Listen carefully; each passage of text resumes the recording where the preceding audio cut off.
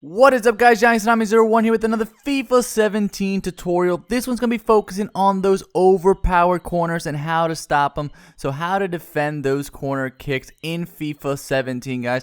As always, make sure to watch all my previous tutorials. I got tutorials on basically everything in FIFA, including defending, attacking, passing, you name it, I got it. Make sure to subscribe so you don't miss out on any future ones.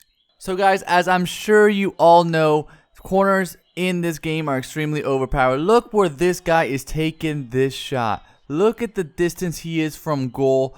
It is unbelievable that these headers have grown so much in power in FIFA 17 that these type of corners go in. Headers in general have all gone up, are really strong in this game, but especially during corners, extremely overpowered. And I know a lot of you guys have been asking me to do a tutorial on how to defend these corners because they're extremely difficult to defend. Here you're gonna see another one. Once again, he's just able to muscle, use that header, and take a really strong header to the far post. It's just one of those things extremely frustrating in FIFA 17 when you give up one of those corner headers, especially if you've been dominated all game long and this is their first opportunity and they score. So we're going to do a complete breakdown on what you should do in order to defend these corners. Keep in mind, guys, sometimes they're going to score no matter what, but if you do these right, you'll stop the vast majority of them. First thing you want to do is switch over to a center back. Switch over to a defender or a center back.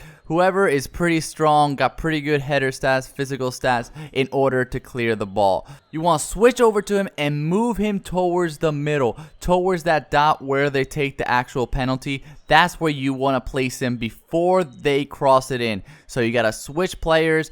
Use your right analog stick if you have to. Press that LB or L1 button if you have to. But figure out a way to get to a defender, either left back, right back, or center back, and move him towards that dot where they take the penalty prior to them doing the corner. So once he actually does the corner, you want to quickly move over to the player that's going to receive the ball, and you want to clear the ball. It's very important that you clear the ball with the B button if you're on Xbox, or the circle button if you're on PlayStation. That's how you get the most power, in my opinion, through a header, by clearing it with the shooting button, B button, or circle button on PlayStation.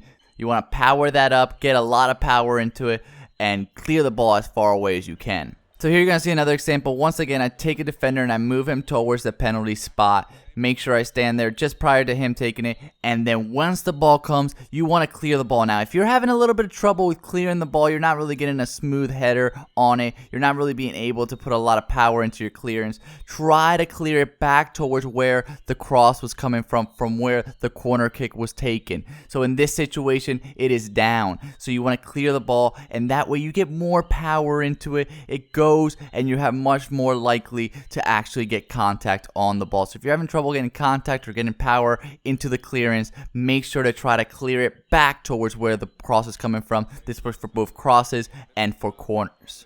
So that's the main gist. So what is the goal from this? Why do I tell you to move him towards that penalty spot prior to the corner kick? Well, here you're seeing this little threat image that I use for my defending tutorial, and it works great for my defending corners also.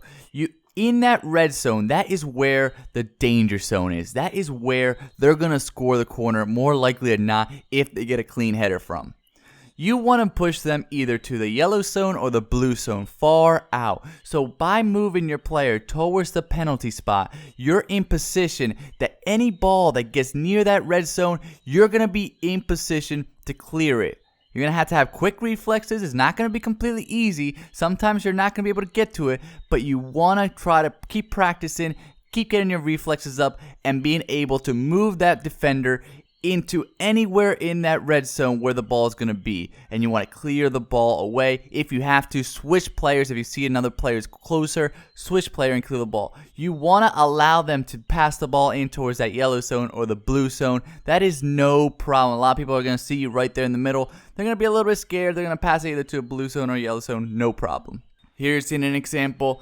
I'm in the middle of the zone. So what does he end up doing? He ends up crossing it in very close towards that yellow zone, and look where he's at. He's got no angle towards the goal. Very unlikely for him to score. Of course, it is FIFA. Some of these goals will go in, but it's very unlikely, and I'll take that anytime. If you're going to take a corner and cross it there, it's not a big deal. they're probably going to miss. Here, once again, he crosses it a little bit too far out. Didn't get the right power into it, so there's a perfect time. He's not going to score from there. He's very, very unlikely. Look at the distance from the goal. Look at the angle. The most important thing is the angle, because you already saw in the first example I showed you in this video that they scored from quite a distance away. But the angle is not the same. It's not in that danger zone. So it's very, very unlikely for him to get it not only past all my defenders, but past my goalkeeper at that angle. And then lastly, once again, he crosses it in very, very short. He's trying to do a crazy kick in there. It's not going to go in, more likely than not. I'll take that any day of the week. And he ends up missing once again. So that's why you want to push him towards these angles that are very, very difficult. Another thing to keep in mind, guys, is to rush out your keeper with the Y button if you're on Xbox or the triangle button if you're on PlayStation. Make sure to hold that down all the way through. Here you see an example. If the ball is pretty close to the goalkeeper and you think the goalkeeper can get to it in time, hold down that Y button or the triangle button if you're on PlayStation. But make sure, guys, that you hold it down all the way through. Don't try to hold it down and then realize that ball is too far away. Try to let go and try to get the goalkeeper to come back, because it's not going to work. Once you already committed to holding down that Y button, you commit all the way, because it's too late. It's too late to regret it. It's too late to stop it. It's not going to work. So make sure it is a short distance. As you get more and more comfortable with FIFA 17, you'll figure out exactly how long of a distance with each player that you can afford to come out and rush the keeper. Alright guys, so that is it. Hopefully if you combine all these things together, you're going to be able to stop the majority of corners. Again guys, it is quite overpowered, so you can't stop them all. But I hope you guys liked this tutorial. If you did, please like, comment, and share with all your friends. Click on one of the boxes to check out some of my other series, including my tutorials, top 5 videos like my top 5 skill moves, bottom left for ultimate team, and bottom right for my formation, guys. And of course, click in the middle to subscribe so you don't miss out on any future ones. Thank you guys so much.